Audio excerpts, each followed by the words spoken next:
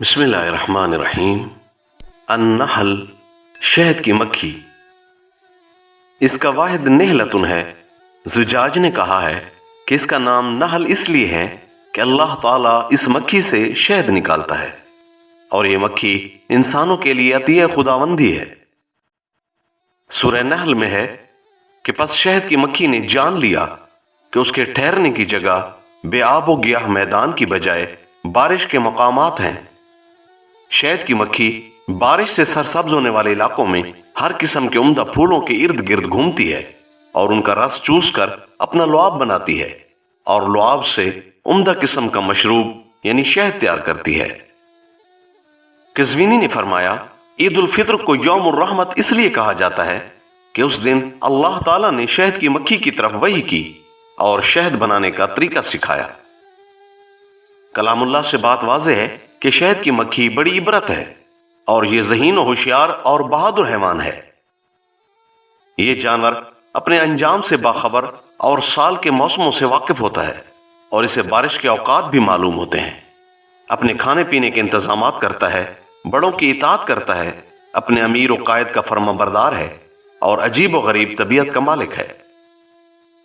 ارسطو نے کہا ہے کہ شہد کی مکھی کی 9 اقسام ہیں، جن میں سے 6 قسمیں ایسی ہیں جن میں ایک دوسرے کا باہم رابطہ ہوتا ہے اور ایک جگہ اکٹھی بھی ہو جاتی ہیں۔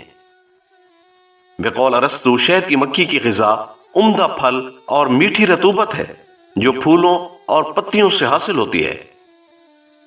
شہد کی مکھی سب کو اکٹھا کر کے شہد تیار کرتی ہے اور اپنا چھتا بھی بناتی ہے، لیکن چھتا کے لیے چکنی رطوبت جمع کرتی ہے جسے موم کہا جاتا ہے۔ یہ رطوبت اسے شمع سے حاصل ہوتی ہے۔ شہد کی مکھی اس رطوبت کو سونڈ سے چوس کر ران پر جمع کرتی ہے، پھر اس رطوبت کو پیٹھ پر منتقل کرتی ہے۔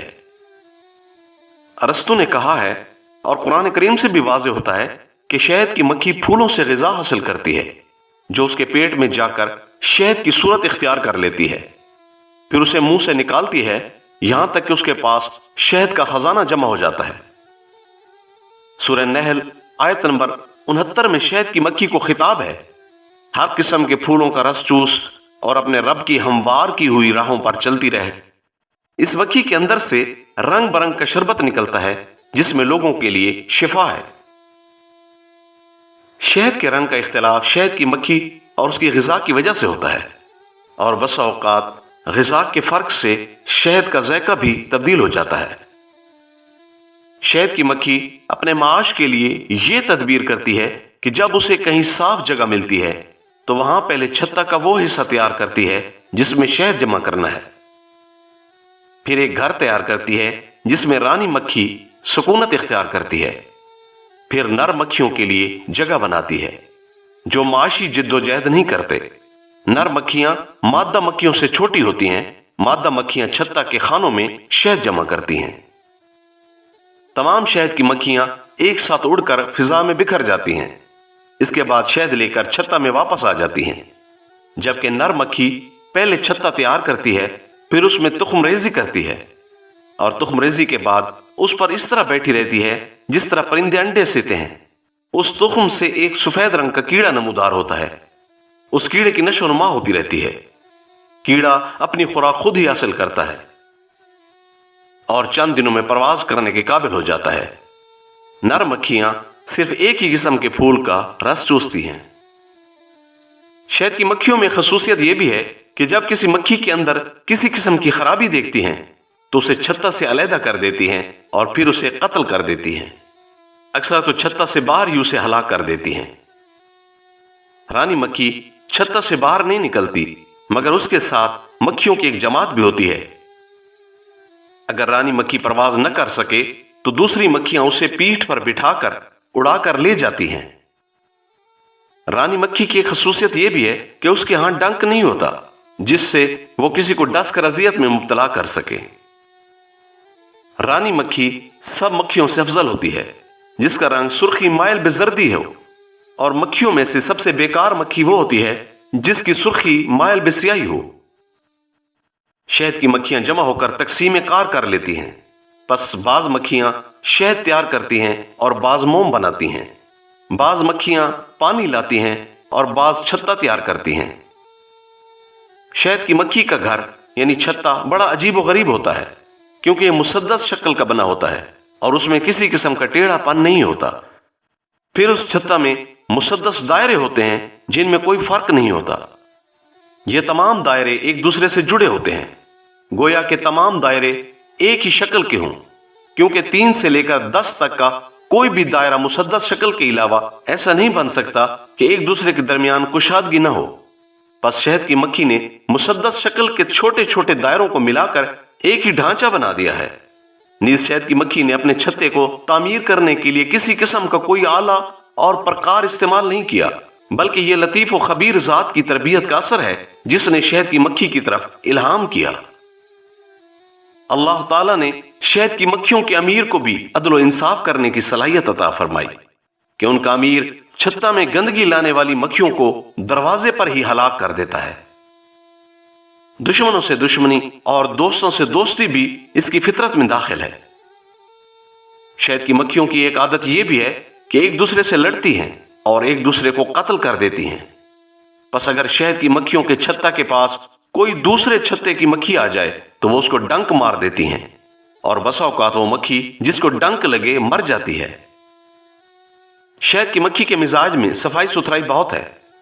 बस अगर छत्ता के अंदर कोई मक्खी मर जाए तो जिंदा मक्खियां उसे बाहर निकाल देती हैं। शहद की मक्खियां अपनी गलाजत भी साफ करती हैं ताकि छत्ता में बदबू न फैले। शहद की मक्खी रबी और खरीफ दोनों मौसमों में अपने काम में मसरूफ रहती हैं। शहद की मक्खियां मौसम रबी में जो शहद तैयार करती हैं वो उम्दा होता है। छोटी मक्खियां बड़ी मक्खियों से ज्यादा मेहनत करती हैं। छोटी मक्खियां साफ और उम्दा पानी पीती हैं और वो इसी किस्म का पानी पीती हैं चाहे जहां से भी मिले। छोटी मक्खियां अपनी भूख के मुताबिक शहद खाती हैं। जब छत्ता में शहद कम हो जाए तो अपनी जान के खतरे से उसमें पानी मिला देती हैं, क्योंकि जब छत्ता में शहद कम हो तो मक्खियां खुद ही अपना छत्ता तबाह कर देती हैं। अगर छत्ता में उस वक्त कोई रानी मक्खी या नर मक्खी मौजूद हो तो उसे कत्ल कर देती है। यूनानी हकीम ने अपने शागिर्दों से कहा कि शहद की मक्खी अपने छत्ता में निकम्मी मक्खी को नहीं छोड़ती बल्कि उसे निकाल देती है। शहद की मक्खी अपनी जिल्द उतारती है जैसे सांप अपनी केंचली उतारता है। शहद की मक्खियों को सुरीली आवाज से लज्जत मिलती है। शहद की मक्खियों को अस्सूस बीमारी जरर पहुंचाती है, जिसमें घुन जैसे बारीक कीड़े उनके जिस्म को खाते हैं। इसकी दवा यह है कि छत्ता में मुट्ठी भर नमक छिड़क दिया जाए और हर माह एक बार छत्ता को खोलकर उसमें गाय के गोबर की धूनी दें। शहद की मक्खियों की एक आदत यह भी है कि फूलों से ग़िज़ा हासिल करने के बाद हर मक्खी अपने खाना में जाती है और बिल्कुल गलती नहीं करती। नबी अकरम सल्लल्लाहु अलैहि वसल्लम ने फरमाया कि मोमिन शहद की मक्खी की तरह है जो कि किसी को अजियत नहीं देती, काम से काम रखती है, रिज़्क़ हलाल खाती है। शरई हुक्म में शहद की मक्खी का खाना हराम है। शहद के खवास में है कि शहद का मिजाज गर्म खुश्क है। उम्दा शहद वो है जो छत्ता की मोम से अलग न किया गया हो। शहद मुस्हिल यानी दस्तावर है, पेशाब जारी करता है, प्यास लगाता है, सफरा बनकर गर्म खून पैदा करता है। अगर शहद को पानी में मिलाकर पिया जाए तो इसका झाग निकाल देने से इसकी हरारत खत्म हो जाती है और मिठास कम हो जाती है और फायदा भी कम हो जाता है, लेकिन ग़िज़ाइयत में इजाफा होता है।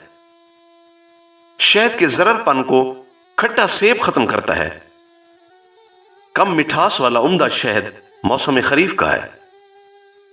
मौसम रबी का शहद ज्यादा और सुर्खी माइल होता है। जल्दी खराब होने वाली अशिया शहद में रखने से खराब ना होंगी। खालिस शहद पानी, आग, धुआं के असर बगैर थोड़ा सा मुश्क मिलाकर बतौर सुरमा इस्तेमाल करना नज़ुलुल मा यानी आंख से पानी बहने के लिए मुफीद है। सर में शहद की मालिश से जुएं और अंडे मर जाएंगे। कुत्ते के कांटे में शहद चाटना मुफीद है। पक्की शहद जहर के लिए नाफे है।